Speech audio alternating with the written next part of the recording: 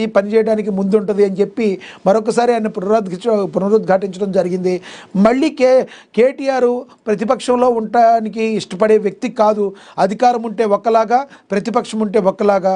ఎటువంటి పరిస్థితుల్లో మళ్ళీ కాంగ్రెస్ ప్రభుత్వమే గెలుస్తుంది, ప్రజాప్రభుత్వాన్ని స్థాపిస్తాం, మళ్ళీ కేటీఆర్ అమెరికా వెళ్ళిపోవడం ఖాయమని సంచలనమైన వ్యాఖ్యలు చేశారు మరి మైనంపల్లి హనుమంతరావు. ఇక రెండో రోజు పెట్టుబడుల వెలువ రియల్ ఎస్టేట్ వెంచర్ని వేసుకుని బ్రోచర్ రిలీజ్ చేసినట్టుందని చెప్పి మరి బీజేపీ ఎమ్మెల్యే రాకేష్ రెడ్డి అయితే ఫైర్ అవ్వటం అయితే జరిగింది. ఆయన ఏమన్నారో ఒకసారి చూద్దాం. గ్లోబల్ సమ్మిట్పై బీజేపీ ఎమ్మెల్యే రాకేష్ రెడ్డి తీవ్ర వ్యాఖ్యలు చేశారు. రియల్ ఎస్టేట్ వెంచర్ను వేసుకుని బ్రోచర్ రిలీజ్ చేసినట్టుందన్నారు. ఇది ఇంటర్నేషనల్ ప్రోగ్రామ్ ఎట్లయితుంది? 200 సంవత్సరాలుగా జరిగే కళలు, గ్రాఫిక్స్ మేము చిన్నప్పుడు విఠలాచార్య సినిమాలో చూసినట్లుంది. ఈ మూవీ చూడడానికి రాలేదు. తెలంగాణ ప్రజలకు కావాల్సిన విద్య లేదు, వైద్యం లేదు, కనీసం రోడ్లు లేవు. ఆదిలాబాద్ ఉన్న లంబాడి బిడ్డలకు, వరంగల్ గిరిజన బిడ్డలకు ఇప్పటికీ అంబులెన్సులు లేవు. ఎవరో 200 సంవత్సరాలు 100 అంతస్తుల బిల్డింగ్ కట్టుకోవడానికి ఇది ఎందుకు? ఒక రియల్ ఎస్టేట్ వెంచర్ 100 కిలోమీటర్ల దూరం వేసి బ్రోచర్ రిలీజ్ చేసుకున్న ప్రోగ్రామ్ లాగా ఉంది. తమకు సంబంధించిన వందలాది ఎకరాల భూముల ధరలు పెంచుకోవడానికి ఇది ఒక గ్లోబల్ సమ్మిట్ అని ప్రభుత్వం ధనం వృధా చేస్తుందని గ్లోబల్ సమ్మిట్ వద్దే మీడియాతో మాట్లాడారు మరి రాకేష్ రెడ్డి. రాకేష్ రెడ్డి గారు, మీరు ఎవరన్నా చేస్తారు, ఎవరన్నా చేసేవాళ్ళు ఉంటే చేయనివ్వరు అనే విధంగా మీరు మరి మీ విమర్శలను అయితే గుప్పిస్తున్నారు. ఎస్, కరెక్టే. నిజంగానే ఇప్పుడు వరకు 200 సంవత్సరాల నుంచి జరిగే కళలు ఇలాగే ఉండిపోయింది అని మీరైతే చెప్తున్నారు.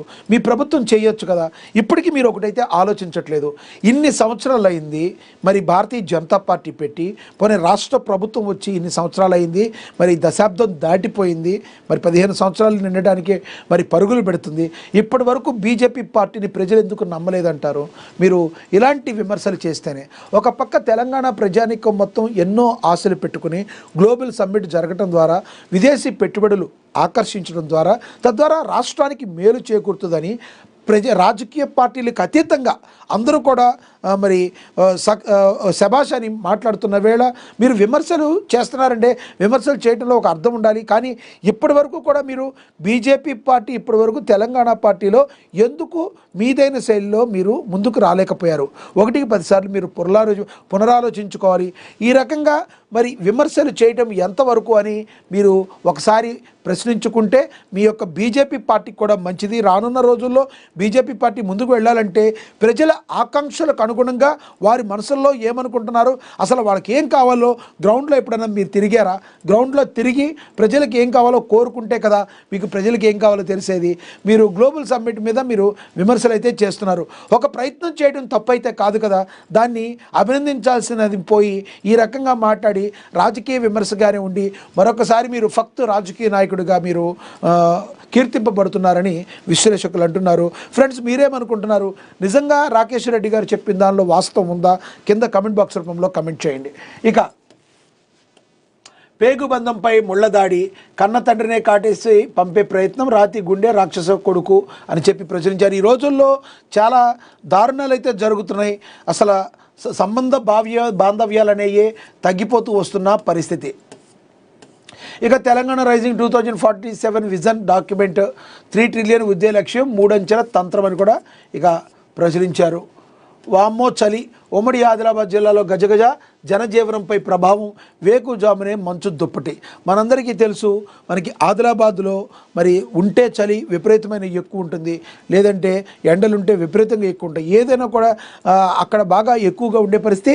రాష్ట్ర వ్యాప్తంగా కూడా చలిపులి అయితే బాగా పెరిగింది. మరి ఇలాంటి చలిలో కంపల్సరీ మరి ప్రజలందరూ కూడా కొన్ని జాగ్రత్తలు అయితే తీసుకోవాలి. 100% మనం ముందుగా చేయాల్సింది కాచిన నీటిని తాగాలి. ఎందుకంటే చల్లగాలికి ఫ్రిడ్జ్లో ఉన్న వాటర్, నిల్వ ఉన్న వాటర్, లేదంటే కొంచెం చల్లగా ఉన్న వాటర్ తాగితే మరి అవి మనకి జలుబు దగ్గు చేసే అవకాశం అయితే ఉంటుంది. మరి చెవుల్లోకి చల్లగాలి వెళ్లకుండా కంపల్సరీ ఆ ప్రాబ్లం ఉన్నవాళ్ళు కానీ చల్లగాలి తగలకుండా ఏదైనా క్లాత్ లాంటిది కానీ లేదంటే కనీసం కాటన్ అయినా కూడా కంపల్సరీ పెట్టుకోవాలి. చల్లగాలి వెళ్ళటం ద్వారా మరి మనిషికి చాలా ప్రాబ్లం వచ్చే అవకాశం ఉంది. ఈ చలి ద్వారా కొంతమంది చిన్నపిల్లల్లో ఈ రోజున కొన్ని ర్యాషెస్ కూడా రావటం మనం అయితే గమనిస్తున్నాం. కాబట్టి వాతావరణాన్ని బట్టి ఎటువంటి జాగ్రత్తలు తీసుకోవాలనేది 1-4 సార్లు అడగాలి. మీ ఫ్యామిలీ డాక్టర్ని కన్సల్ట్ అవ్వాలి. కొన్ని జాగ్రత్తలు వహిస్తే ఈ చలికాలంలో మనం కొంత ఉపశమనం కలుగుతుంది. ఇక ఏది తిన్నా కూడా ఆహార పదార్థం వేడిగా ఉన్నప్పుడు తినే ప్రయత్నమే చేయాలి. కంపల్సరీ ఎటువంటిది రాత్రిది పొద్దున్నది రాత్రి ఇలాంటిది ఎటువంటి పరిస్థితుల్లో చేయకూడదు. ఎప్పటికప్పుడు ఫ్రెష్గా ఇంట్లో ఉండి శుచిగా వండుకున్న ఆహార పదార్థాన్ని తినడానికి ట్రై చేయాలి. కానీ బయట హోటళ్ళు రెస్టారెంట్లకు వెళ్ళి మీరు మీ యొక్క ఆరోగ్యాన్ని అయితే దయచేసి పాడు చేసుకోవద్దు. మరి చలికాలంలో దుప్పట్లు కూడా ఎప్పటికప్పుడు నీట్గా వాష్ చేసుకోవాల్సిన పరిస్థితి. అవును, ఎండడం కొంచెం కష్టమే అవుతుంది. కాబట్టి బెడ్షీట్లు కూడా చాలా నీట్గా పెట్టుకోవాలి. లేదు అంటే చాలా ప్రాబ్లమ్స్ వచ్చే అవకాశం ఉంది. ఇక చల్లగాలిలో అవసరమైతేనే మాత్రమే బయటికి రావాలి. కానీ చలి తీవ్రత పెరిగే కొద్దీ అవసరం లేకపోయినా రోడ్ల మీద ఉండటం అనేది కరెక్ట్ అయితే కాదు. మరి ఎప్పటికప్పుడు కూడా మరి ఎక్కువ జింజర్ లాంటిది కానీ ఇలాంటివి వాడటం వలన మరి గొంతుకు వేడి తగిలి కొంచెం మంచిగా ఉండి హెల్త్ బాగుండే అవకాశం ఉంటుంది. మీరందరూ కూడా మీ ఫ్యామిలీ డాక్టర్ ఏదైతే చెప్పారో దాని గురించి తీసుకుని కొన్ని జాగ్రత్తలు తీసుకోవడం అయితే మంచిది.